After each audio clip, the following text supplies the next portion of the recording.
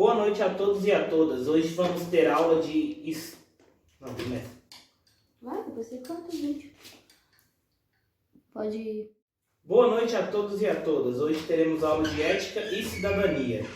Uma matéria no qual a gente tem que perceber como nós vivemos e como a gente pode melhorar o nosso convívio social e como a gente pode interagir com o Estado, certo? Então vamos lá. Hoje eu escolhi falar sobre a gênese da cidadania e suas modificações ao longo do tempo. A gente tem que perceber, pessoal, que a cidadania, esse termo, essa conjuntura que a gente tem, ela vem desde a época dos gregos e ela vai se modificando ao decorrer do tempo. Em torno disso, é válido frisar e de extrema importância entender a gênese dela. Vamos compreender então. Esse termo, cidadania, ele se inicia no período da Grécia Antiga, quando existiam as polis. As polis, por si só, eram as cidades-estados que existiam na região da Grécia, que formavam o país Grécia. É claro, naquele tempo ainda não existia o mesmo país que existe hoje. Eram várias cidades-estados diferentes. Cada cidade-estado daquela região, pessoal, tinha o seu próprio jeito de governar aquela cidade. Então, elas eram bastante diferentes uma das outras.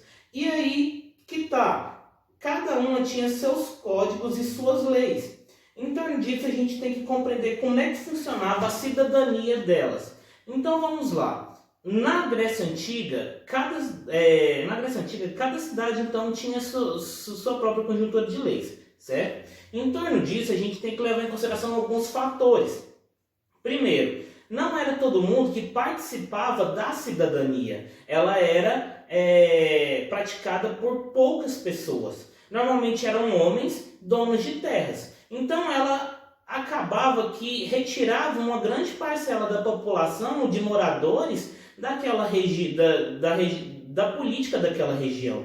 Então vamos lá, vamos pensar no seguinte modo. Então quem estava fora da política, da cidadania grega? Estavam fora mulheres, artesãos, comerciantes e estrangeiros e velhos. Então toda essa galera ela estava fora do contexto da política e da montagem da cidadania. E aí a gente tem o seguinte contexto. Os gregos tinham uma ideia muito fera sobre o que seria então essa cidadania.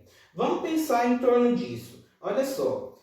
Compreender que era importante fazer parte da vida política. Esses homens, de fato, era importante fazer parte da vida política e de trabalhar a retórica. Então, eles, desde crianças, eles eram educados a discutir. Por quê? Porque através da discussão, através do embasamento, você chegaria à formação do seu plano que você quer fazer, velho. Então, as tomadas de decisões eram todas feitas em torno desse processo de votação. Então você tinha que persuadir aquele outro que estava votando. Era assim que era formado o contexto da cidadania. E se a gente for levar em consideração, a cidadania é você fazer o melhor para a população, ou o melhor para você e para aqueles que estão à sua volta.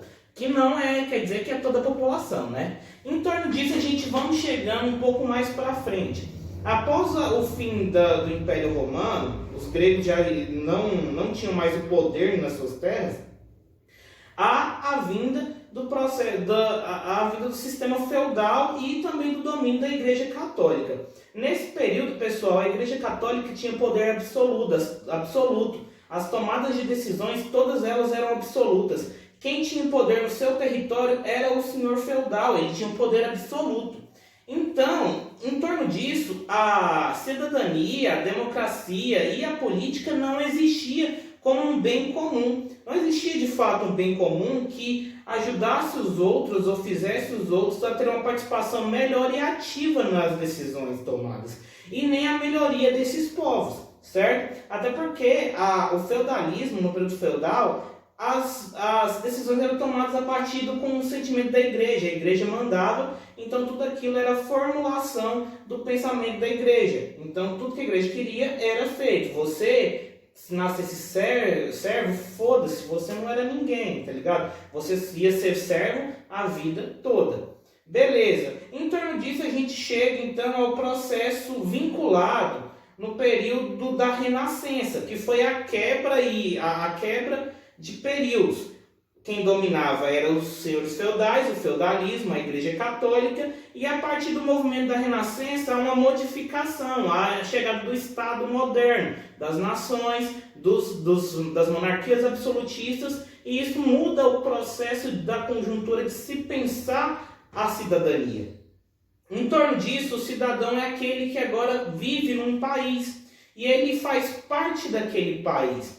Claro, ele não vai tomar decisões, porque quem vai tomar decisões é o rei ou então aqueles que detêm o poder político, sabe, velho? A nobreza. Então a nobreza agora ela vai começar a distanciar um pouco da Igreja Católica e vai tomar suas próprias decisões.